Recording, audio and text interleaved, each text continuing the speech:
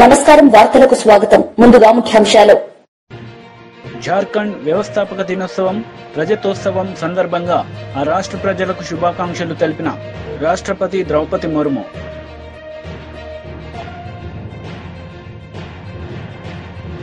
వచ్చే విద్యా సంవత్సరం ప్రారంభానికల్లా ఉపాధ్యాయ నియామక ప్రక్రియ పూర్తి చేస్తాం మానవ వనరుల శాఖ మంత్రి లోకేష్ వెల్లడి భగవాన్ బిర్సా ముండా, వీర్ సిడో కన్హు, చాంద్ భైరవ్, తిల్కా మాంఘీ, నీలాంబర్ పితాంబర్ వంటి ఎందరో హీరోలు జార్ఖండ్ ను గర్వపడేలా చేశారని రాష్ట్రపతి ద్రౌపది ముర్ము అన్నారు. సహజ వనరులతో సమృద్దిగా ఉన్న జార్ఖండ్ ప్రజలు దేశ ప్రగతికి ఎన్నలేని కృషి చేశారని చెప్పారు. జార్ఖండ్ వ్యవస్థాపక దినోత్సవం రజతోత్సవం సందర్భంగా ఆ రాష్ట్ర ప్రజలకు ఎక్స్ వేదికగా ద్రౌపది ముర్ము శుభాకాంక్షలు తెలిపారు.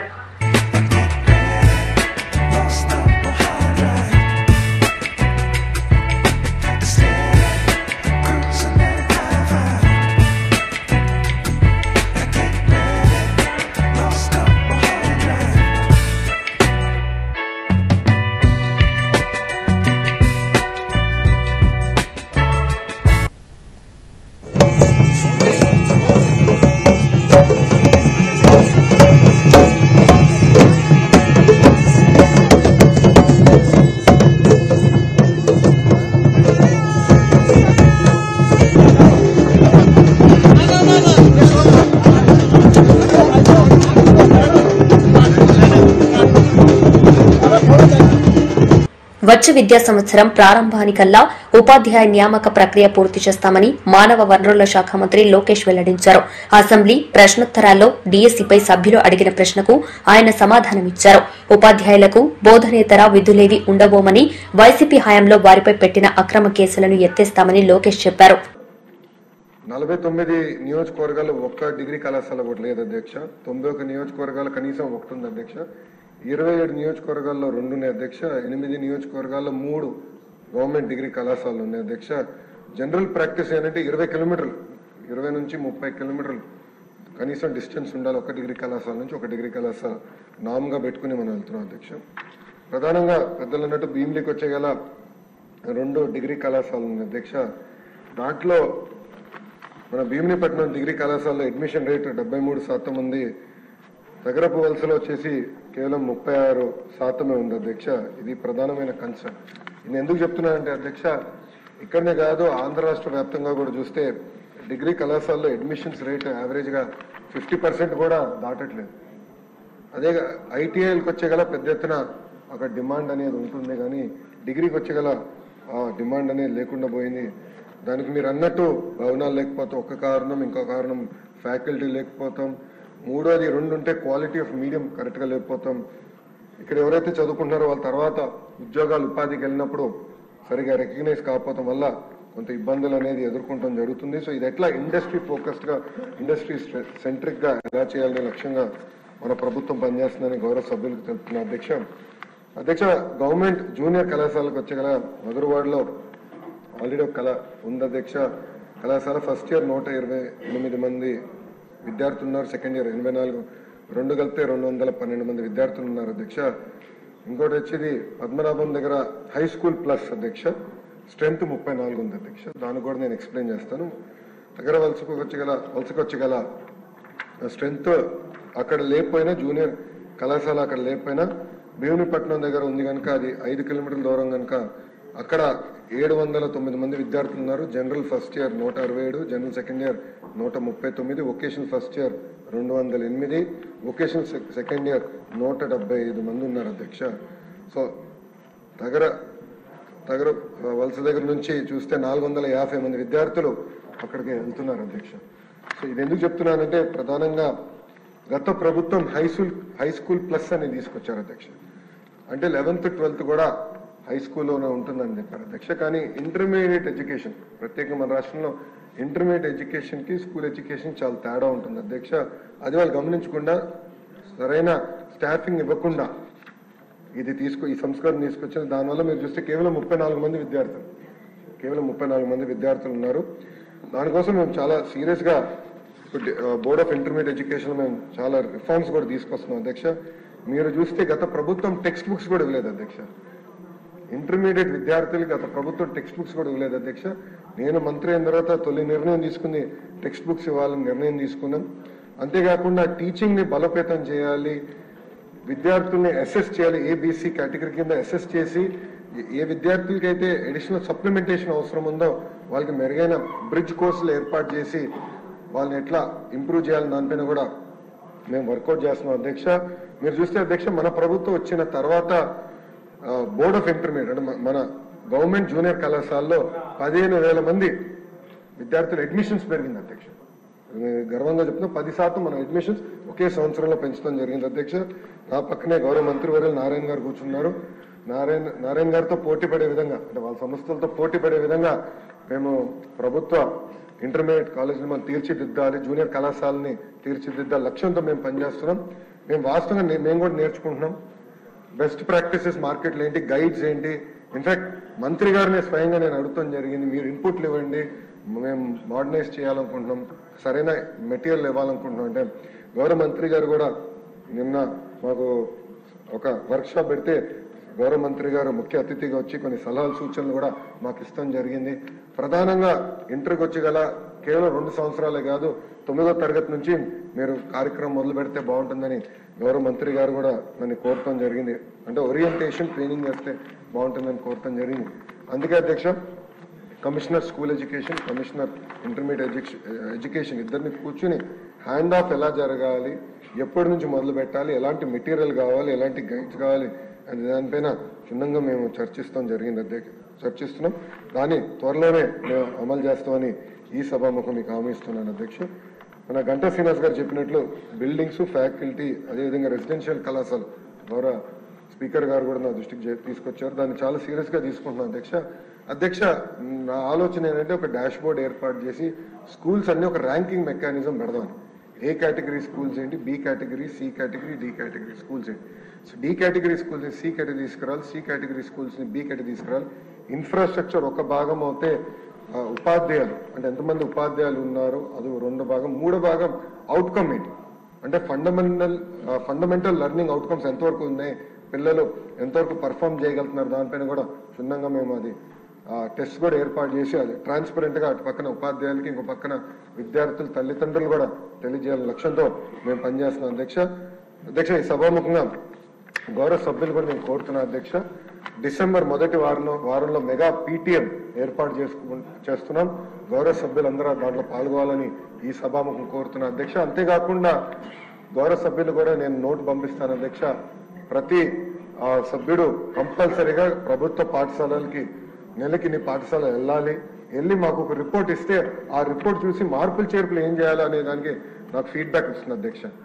ఎందుకంటే నేను ఒక్కరిని అన్ని ప్రభుత్వ పాఠశాలలు తిరగలేను. గౌరవ సభ్యులు ఒక 5 సంవత్సరాల్లో అన్ని ప్రభుత్వ పాఠశాలలు మీ కింద ఉన్న అన్ని ప్రభుత్వ పాఠశాలలు ఒక రౌండ్ కానీ వేయగలితే మీకు అవగాహన వస్తుంది, నాకు కూడా మీ రిపోర్ట్ల ద్వారా ఏం చేస్తే బాగుంటుందని కూడా నాకు కూడా తెలుస్తుంది అధ్యక్ష. దయచేసి ఇది గౌరవ సభ్యులు కూడా సీరియస్ గా తీసుకోవాలని ఈ సభాముఖంగా కోరుకుంటూ ఆ నోట్ త్వరలోనే గౌరవ సభ్యులకి నేను డైరెక్ట్ గా పంపిస్తాను. ఏక్ ఓంకార్ సందేశంతో మానవాళికి సమానత్వాన్ని ప్రబోధించిన సిక్కు మత స్థాపకులు గురునానక్ జయంతి సందర్భంగా జూబ్లీహిల్స్ నివాసంలో ముఖ్యమంత్రి రేవంత్ రెడ్డి సలహాదారు నరేందర్ రెడ్డితో కలిసి చిత్రపటానికి పుష్పాంజలి ఘటించారు. సంగారెడ్డి జైల్లో ఉన్న కొడంగల్ లగచర్ల రైతులను పరామర్శించిన బీఆర్ఎస్ వర్కింగ్ ప్రెసిడెంట్ కేటీఆర్ ఈ సందర్భంగా మీడియాతో మాట్లాడారు. మేము ఇక్కడ ఉన్న 16 మందిని కలిసినాం. వాళ్ళల్లో ఒక ప్రభుత్వ ఉద్యోగి ఉన్నాడు, ఒక పంచాయత్ సెక్రటరీ సోదరుడు పేరు రాఘవేంద్ర యాదవ్. ఆ తమ్ముడు చెప్తున్నాడు, అన్నా నేను ఇది మరి వీళ్ళు ఎట్లా పనిచేస్తున్నారో నాకు అర్థం కావట్లేదు. నేను ప్రభుత్వమే చెప్పిన కులగణన అనే కార్యక్రమంలో దినమంతా పాల్గొన్నా, వచ్చి ఆ సంఘటన జరిగినప్పుడు అక్కడ లేను. సాయంత్రం మొత్తం వేరే మండలంలో పాల్గొని నేను ఇంటికి వస్తే సాయంత్రం నన్ను గుంజుకపోయినారని చెప్తా ఉన్నాడు. ఇంకొక తమ్ముడు ఇంకా దారుణం అదైతే, అసలు ఆయనకు సంబంధము లేదు, ఆయన ఎక్కడో వనపర్తిలో ఐటీఐ చదువుకుంటున్నాడు. ఆ పిల్లోడు ఒక గిరిజన పిల్లగాడు. ఆయన బస్సు ఎక్కి వనపర్తిలో ఈ సంఘటన జరిగిన తర్వాత మా ఇంటోళ్ళు ఎట్లున్నారో అని చెప్పి సాయంత్రానికి చేరుకున్నాడు. సంఘటన అంతా అయిపోయిన తర్వాత ఆయనను పట్టుకపోయి ఈరోజు జైల్లో తీసుకొచ్చి పెట్టినారు. మేము అడిగినాం ఏం జరిగింది అని. ఏం జరిగింది అంటే వాళ్ళు చెప్పేది ఒకటే, అన్నా మొత్తం 60-70 మందిని మొదలు అరెస్ట్ చేసినారు, 2 DCMలలో ఎక్కించుకొని తీసుకొని పోయినారు. మా దుద్యాల మండల కాంగ్రెస్ పార్టీ అధ్యక్షుడు ఆయన పేరు శేఖరు, ఆయన అనుచరులు కూడా ఈ దాడిలో పాల్గొన్నారు. ఎందుకంటే కాంగ్రెస్ వాళ్ళ భూములు కూడా పోతున్నాయి. వాళ్ళ పేర్లు కూడా చెప్పినారు మాకు. రమేష్, ఇంకా 4 పేర్లు చెప్పినారు. ఒకసారి పేర్లు నరసింహులు, రమేష్, ఇంకా రాములు నాయక్ అని కాంగ్రెస్ వాళ్ళు వాళ్ళ భూములు పోతుంటే వాళ్ళు దాడి చేసినారన్న. మొత్తం 70 మందిని తీసుకుపోయినారు. ముందు తీసుకుపోయినాక తిరుపతి రెడ్డి ఫోన్లో ఆదేశాలు ఇస్తున్నాడు. ఒక రాజ్యాంగేతర శక్తి, ముఖ్యమంత్రి అన్న కావడమే ఆయనకున్న అర్హత. ఆయనకి ఏ పదవి లేదు, ప్రజాప్రతినిధి కాదు. కలెక్టర్లు ఆయన ముంగట మోకరిల్లాల. ఇవాళ అధికారులు మొత్తం ఆర్డీఓలు, పోలీసోళ్ళు ఆయన చెప్పినట్టు ఆడాల. కొడంగల్కు ఆయన చక్రవర్తి, రారాజు. రేవంత్ రెడ్డి కాదు, అక్కడ రేవంత్ రెడ్డిది ఏం చెల్లదట, తిరుపతి రెడ్డిదే నడుస్తుందట. ఆ తిరుపతి రెడ్డి శిష్యుడు శేఖరు మండల కాంగ్రెస్ పార్టీ ప్రెసిడెంట్. ఈ 70 మందిని తీసుకపోతే 2 డీసీఎంలు ఎక్కించి తీసుకపోతే అందులో ఎవరెవరు బీఆర్ఎస్ వాళ్ళు వాళ్ళను మాత్రమే ఇవాళ 21 మందిని రిమాండ్కు పంపినారు. మిగతా వాళ్ళందరినీ ఇంటికి పంపినారు. అలా కాంగ్రెస్ వాళ్ళు దాడి చేసిన వాళ్ళల్లో ఇప్పుడు నేను చెప్పిన పేర్లు ఉన్నాయి, వీడియోలో కనబడతారు, మీరు చూడండి. వాళ్ళని మాత్రం ఇంటికి పంపి ఎవరెవరైతే బీఆర్ఎస్ వాళ్ళో వాళ్ళనే పెట్టండి జైల్లో అని చెప్పి ఈ దాడి మొత్తం బీఆర్ఎస్ వాళ్ళే చేయించిండ్రు. ఈ దాడి మొత్తం రాజకీయ దాడి, ప్రజలు చేసింది కాదు అనే ఒక కుట్ర ప్రభుత్వం చేస్తున్నది. అనుముల రేవంత్ రెడ్డి చేస్తున్నాడు. ఆయన అన్న అనుముల తిరుపతి రెడ్డి ఆ మండల కాంగ్రెస్ పార్టీ అధ్యక్షుడు చేస్తా ఉన్నాడు. వాళ్ళ బీఆర్ఎస్ వాళ్ళనే తీసుకొచ్చి జైల్లో పెట్టడం అంటే వాళ్ళ ఉద్దేశం ఒకటే, తమ చాతగాని తనాన్ని 9 నెలలుగా తమ ప్రభుత్వం విఫలమైన పద్ధతిని ఇవాళ దాచుకోవడానికి ముఖ్యమంత్రి నియోజకవర్గంలో అధికారులకు జరిగిన పరాభవానికి ఇవాళ ఏం చెప్పాలనో తెలియక సిగ్గు లేకుండా దీనికి రాజకీయ రంగు పులిమి వాళ్ళని బెదిరించే ప్రయత్నం చేస్తూ ఉన్నారు. ఇంకా అరాచకం ఏంటంటే 21 మంది మొత్తం ఎస్సీ, ఎస్టీ, బీసీ రైతులు. ఒక ఆయన విష్ణువర్ధన్ రెడ్డి ఆయన కూడా ఉన్నాడు, ఆయన కూడా పాపం ఇంట్లో ఉన్నాడు. వాళ్ళందరినీ పిచ్చి కొట్టుడు కొట్టినారు, చిత్రహింసలు పెట్టినారు, 3rd డిగ్రీ టార్చర్ పెట్టినారు. కొడంగల్ సిఐ, కొడంగల్ ఎస్ఐలు, వికారాబాద్ ఎస్పీ ఆయన పేరు నారాయణ రెడ్డి, వీళ్ళంతా కలిసి వీళ్ళను చిత్రహింసలు పెట్టినారు. 3 గంటలు కొట్టినారు. ఒక్కొక్కరిని చూస్తూ ఉంటే ఇప్పుడే మా అక్క చెప్పినట్టు కాళ్ళు చేతులు కమిలిపోయి ఉన్నాయి. మేము అడిగినాం, మరి ఎందుకు మెజిస్ట్రేట్ ముంగట చెప్పలేదు, కొట్టినాడు ఎందుకు చెప్పలేదు అన్నాం. మీరు చెప్తే మళ్ళా కొడతాం, మీ ఇంటికి పోయి మీ ఇంటోళ్ళని కొడతామని చెప్పినారు. మిమ్మల్ని మళ్ళా కొడతాం, జైల్లో కొడతాం, ఇంటికి పోయి మీ ఇంటోళ్ళని కూడా కొడతామని చెప్పినారు. ఎంత అమానవీయంగా, ఎంత క్రూరంగా అంటే ఇంటి మీదకి వీళ్ళనేమో జైలుకు పంపినారు. ఇంటి మీదకి బందిపోట్లను పట్టుకరానికే, ఒసామా బిన్ లాడెన్ లాంటి తీవ్రవాదులను పట్టుకరానికే ఎట్లయితే కూంబింగ్ ఆపరేషన్ చేస్తారో 100 మంది పోలీసులు వచ్చి ఇంటింటికి పోయి తలుపులు, దర్వాజాలు తన్నుకుంటూ, గుద్దుకుంటూ, పగలగొట్టుకుంటూ, తాగి బూతులు మాట్లాడుతూ కొంతమంది ప్రైవేట్ వ్యక్తులు, నేను పోలీసు వాళ్ళు అంటలేను, ప్రైవేట్ వ్యక్తులు కొంతమంది కాంగ్రెస్ పార్టీకి సంబంధించిన వాళ్ళు తాగి బూతులు మాట్లాడుతూ ఆ ఇండ్ల మీద దాడి కూడా చేయడం జరిగింది. అక్కడ ఉన్న మహిళలు, అక్కడ ఉన్న ముసలోళ్ళని భయభ్రాంతులు, పిల్లల్ని భయభ్రాంతులకు గురి చేయడం జరిగింది. వాళ్ళ రేవంత్ రెడ్డి కాంగ్రెస్ పార్టీ ఒకటి గుర్తుపెట్టుకోవాలా, భూమి మీద ఎవడు శాశ్వతంగా ఇక్కడే ఉండడానికి రాలే. నీ పదవి కూడా 5 ఏళ్ళే. అలా మీ ఢిల్లీ వాళ్ళ కోపం వస్తే రేపో ఎల్లుండే తీసి పారేసినా కూడా దిక్కులేదు నీకు. నేను ఒకటే గుర్తు చేస్తున్నా, రేవంత్ రెడ్డి చక్రవర్తివి కాదు, నువ్వేమి రాజువు కాదు, నువ్వేమి పెద్ద నియంతవు కాదు. నీలాంటి వాళ్ళు చాలా మంది వచ్చిండ్రు, చాలా మంది వస్తారు ఇంకా భవిష్యత్తులో. ఒకటి మాత్రం పక్కా, పేదవాళ్లతోని, ఎస్సీ, ఎస్టీ, బీసీలు, చిన్న సన్నకారు రైతులు ఉన్న మొత్తం భూమిని నేను గుంజుకుంటా, ఏమన్నా చేస్తా, నేను కొడంగల్ మాత్రం మా అల్లునికి ఫార్మా కంపెనీ పెట్టిస్తా అంటే ఇది తెలంగాణ సమాజం మాత్రం తప్పకుండా తిరగబడుతుంది. గోపాలపురం శాసనసభ్యులు శ్రీ మద్దిపాటి వెంకటరాజు జన్మదిన ఉత్సవాలు నల్లజర్లలో ఘనంగా జరిగాయి. 2 టన్నుల కేక్ కట్ చేసి అభిమానులకు తినిపించారు.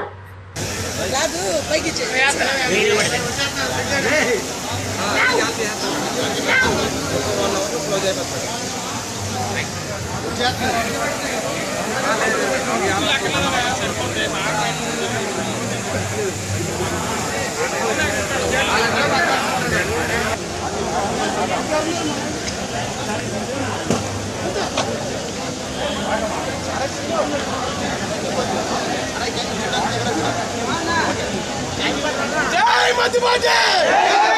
జై మద్దిపాటి! జై మద్దిపాటి!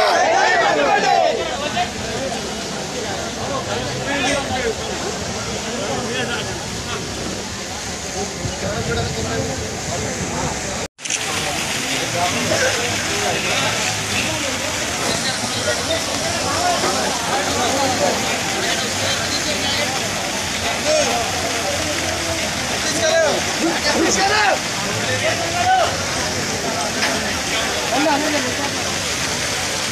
హైదరాబాద్ లో కర్మన్ ఘాట్ ధ్యానాంజనేయ ఆలయంలో మంత్రి పొన్నం పూజలు నిర్వహించారు. కార్తీక పౌర్ణమి సందర్భంగా ధ్యానాంజనేయ స్వామిని దర్శించుకున్న మంత్రి పొన్నం ప్రభాకర్ మీడియాతో మాట్లాడారు. ప్రాతినిధ్య వహించిన మంత్రిగా పనిచేశారు. నేను కూడా ప్రత్యేకించి కోరతా, నో పాలిటిక్స్, నో రాజకీయం. ఇక్కడ అభివృద్ధికి సంబంధించి ప్రజల అవసరానికి అనుగుణంగా పనిచేయాలన్న ఆలోచనతో మేము ఉన్నాం. దానికి సంబంధం లేదు. అందరు ఇచ్చిరామా 30% మనమే అనుకుంటున్నాం తప్ప ఇవ్వలే. కొంత రాజకీయ పరంగా కుట్ర చేసేవాళ్ళు ఇటువంటి అపోహ క్రియేట్ చేస్తారు. నేను ప్రాక్టికల్ గా చాలా ఇండ్లు తిరిగిన, చాలా మంది మిత్రులకు ఫోన్ చేసిన, చాలా సంఘాలతో మాట్లాడినా, ఎమ్యూనరేటర్ సమాచార సేకరణ కొత్తున్న అధికారులతో కూడా మాట్లాడినా వాళ్ళందరూ కూడా చాలా మంచి రెస్పాన్స్ ఉంది. ఎక్కడో ఇబ్బంది లేదు. నేను మరొక్కసారి కోరుతా ఉన్నా, మీ ఇంటికి రాకముందే ఏదో ప్రశ్నలనే అనుమానపడి లేదా అది పోతుంది కావచ్చు. ఏ పథకము కట్టు కాదు. నూతనంగా పథకాలు వస్తాయి, నూతనంగా ప్రజలకు న్యాయం జరుగుతుంది. అర్హత కలిగిన వాళ్ళందరూ కూడా ఇంకా కొత్తగా లాభం చేసే ప్రయత్నం చేస్తాం. సమాచారం గోప్యంగా ఉంటది. దయచేసి దీనికి ఎవరు కూడా అపోహపడద్దని సందర్భం విజ్ఞప్తి చేస్తాం. దానికి సంబంధం లేదు. అందరు ఇచ్చిరామా 30% మనమే అనుకుంటున్నాం తప్ప ఇవ్వలే. కొంత రాజకీయ పరంగా కుట్ర చేసేవాళ్ళు ఇటువంటి అపోహ క్రియేట్ చేస్తారు. నేను ప్రాక్టికల్ గా చాలా ఇండ్లు తిరిగిన, చాలా మంది మిత్రులకు ఫోన్ చేసిన, చాలా సంఘాలతో మాట్లాడినా, ఎమ్యూనరేటర్ సమాచార సేకరణ కొత్తున్న అధికారులతో కూడా మాట్లాడినా వాళ్ళందరూ కూడా చాలా మంచి రెస్పాన్స్ ఉంది. ఎక్కడో ఇబ్బంది లేదు. నేను మరొక్కసారి కోరుతా ఉన్నా, మీ ఇంటికి రాకముందే ఏదో ప్రశ్నలనే అనుమానపడి లేదా అది పోతుంది కావచ్చు. ఏ పథకము కట్టు కాదు. నూతనంగా పథకాలు వస్తాయి, నూతనంగా ప్రజలకు న్యాయం జరుగుతుంది. అర్హత కలిగిన వాళ్ళందరూ కూడా ఇంకా కొత్తగా లాభం చేసే ప్రయత్నం చేస్తాం. సమాచారం గోప్యంగా ఉంటది. దయచేసి దీనికి ఎవరు కూడా అపోహపడద్దని సందర్భం విజ్ఞప్తి చేస్తాం. తప్పకుండా చెప్తాం. కేసీఆర్ దారిలోనే రేవంత్ రెడ్డి ప్రభుత్వం కూడా కొనసాగుతుంది. అనుకుంటున్నాం, వేరే వాళ్ళని అనుకుంటున్నాం. ఏం లేదు. చాలా ప్రజలు తప్పకుండా నియంతృత్వం నుంచి ప్రజాస్వామ్యంకు వచ్చి ప్రజాస్వామ్య పద్ధతి నడుస్తుంది. ప్రజాస్వామ్యం నడవంగా కూడా ఇష్టం లేని వాళ్ళు ఉంటే వాళ్ళకి తెలుస్తుంది. ఎందుకంటే మీకు ఒక మాట చెప్తా, మల్లన్న సాగర్ లో ఉద్యమం జరిగేటప్పుడు మహిళలను చూడకుండా ప్రజల్ని కొట్టిండ్రు. కానీ ఏ ఒక్క పౌరుడు ఆ పౌరుణ్ణి మేము రెచ్చగొట్టి ప్రపంచ ప్రఖ్యాతిగాంచిన అలెగ్రో మైక్రో సిస్టమ్ కంపెనీ రాష్ట్రానికి రావడం సంతోషకరమని ఐటీ శాఖ మంత్రి దుద్దిళ్ల శ్రీధర్ బాబు అన్నారు. ప్రభుత్వ ప్రోత్సాహం వల్ల అంతర్జాతీయ కంపెనీలు రాష్ట్రంలో పెట్టుబడులు పెట్టేందుకు ముందుకు వస్తున్నాయన్నారు.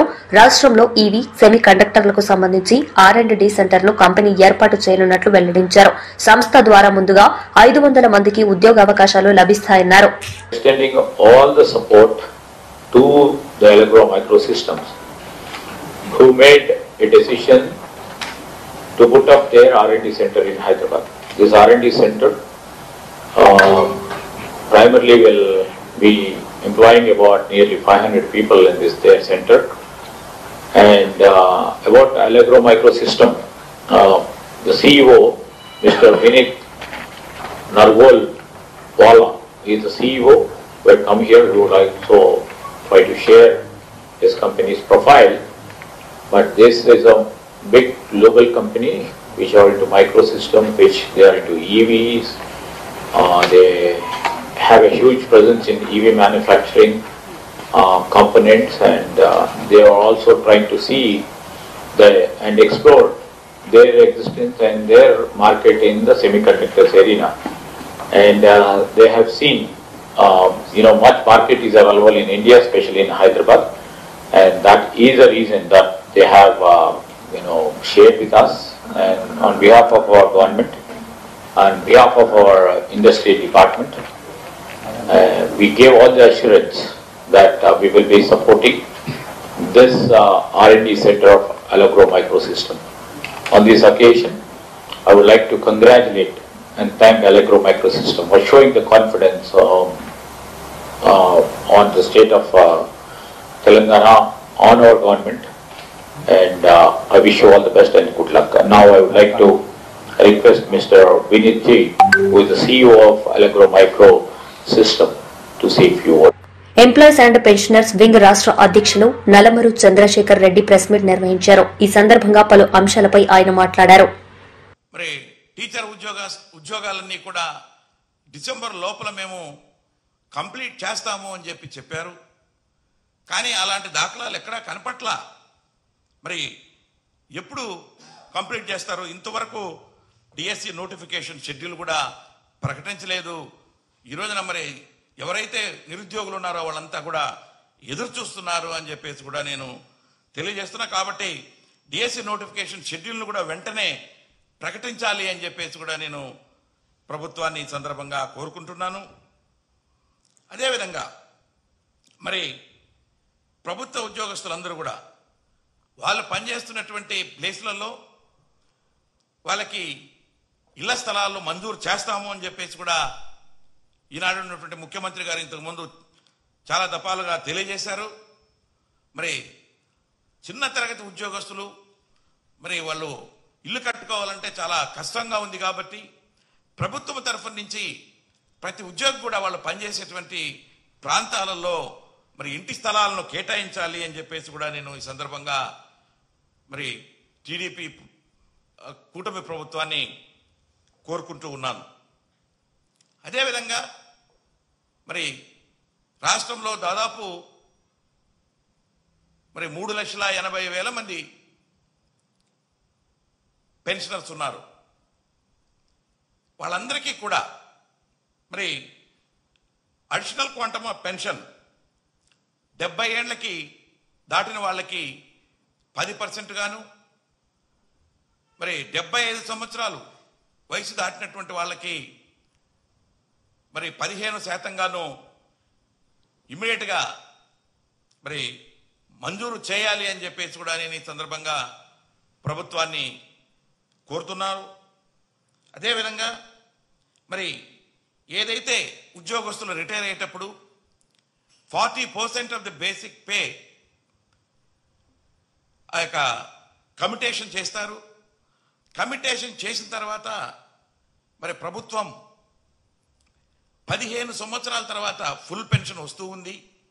అలా కాకుండా ఏదైతే ఆ 40% రిటైర్ అయినప్పుడు ఇస్తున్నారో పెన్షనర్స్కి అది 11 సంవత్సరాల 3 నెలలకే తీరిపోతుంది. కాబట్టి 11 సంవత్సరాల 3 నెలల తర్వాతనే ఫుల్ పెన్షన్ ఇవ్వాలి ఇన్స్టెడ్ ఆఫ్ 15 years అని చెప్పేసి కూడా మేము దప్పదప్పాలుగా ప్రభుత్వాన్ని కోరుతున్నాం. కాబట్టి ఈనాడు ఈ రాష్ట్రంలోనే కాదు చాలా రాష్ట్రాలలో దేశంలో చాలా మంది కోర్టులు కూడా వెళ్తున్నారు. వాళ్ళందరికీ కూడా కోర్టులో ఆర్డర్స్ ఇస్తూ ఉన్నారు. ఎవరైతే కోర్టుకు వెళ్తున్నారో వాళ్ళకి రికవరీ చేయొద్దు, రికవరీ ఆపండి అంటిల్ ఫర్దర్ ఆర్డర్స్, ఆ కోర్టు డెసిషన్ వచ్చేంత వరకు అని చెప్పేసి ఆర్డర్స్ ఇస్తా ఉన్నారు. కాబట్టి ఆ యొక్క పెన్షనర్స్కి ఎవరైతే 11 సంవత్సరాల 3 నెలలు దాటిందో వాళ్ళందరికీ కూడా కోర్టుతో నిమిత్తం లేకుండా మరి ఫుల్ పెన్షన్ ఇవ్వాల్సిందిగా ప్రభుత్వాన్ని నేను ఈ సందర్భంగా కోరుకుంటున్నా. అదేవిధంగా మరి ఎంతో మంది ప్రాణాలకు కూడా లెక్క చేయకుండా ఇక వైజాగ్లో స్టీల్ని స్థాపించేదానికి పోరాడి సాధించుకున్నారు. ఈ వార్తలు ఇంతటితో సమాప్తం. తిరిగి ప్రసారమయ్యే వార్తల్లో మళ్లీ కలుద్దాం. అంతవరకు సెలవు. నమస్తే. జార్ఖండ్ వ్యవస్థాపక దినోత్సవం రజతోత్సవం సందర్భంగా ఆ రాష్ట్ర ప్రజలకు శుభాకాంక్షలు తెలిపిన రాష్ట్రపతి ద్రౌపది ముర్ము.